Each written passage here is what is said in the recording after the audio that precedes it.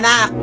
Iwasan mo nang tumanggap ng mga bagay na bigay ng mga tao, anak, ha? Kasi balita ko madami-dami na din mga nabibiktima sa mga kulam at mga gayuma dahil sa mga bigay-bigay na yan, anak. Kaya huwag ka nang tumanggap ng mga kahit ano, ha? Mapadamit ma yan, mapa-cellphone. Basta wag.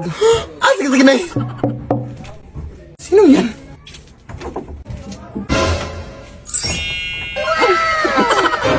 Uy, yung ninang Veronica mo, anak! Ah, kamusta ka, Mare? Nakauwi mo lang ba galing ibang bansa? Oo, Mare. Kanina lang. Medyo matagal-tagal na din akong hindi nakabalik dito no mga 10 years na. Ay, actually, mabilis lang ako dito, Mare. Magbibigay lang sana ako ng onting tulong dito sa inaanak ko. Kailangan talaga namin yan, Mare. Paano ka nga dito, anak? Ano ba? Parang lumakas tong anak mo, Mare, ha? Pero bakit parang lumakas din yung amoy? Oh, hindi ko na to papatagalin pa. Oh, ito 10K. Ay, hindi na po. Huwag na. Sige. Eto, gagawin ko na lang 30K. Bingi ka ba? Sinabi mo, wag na. Lumaking bastos din pala tong anak mo. Ikaw na lang bahala dito, Mario. Ikaw na lang mabayad sa mga gastusin niya. Hindi ka pa nakakaintindi!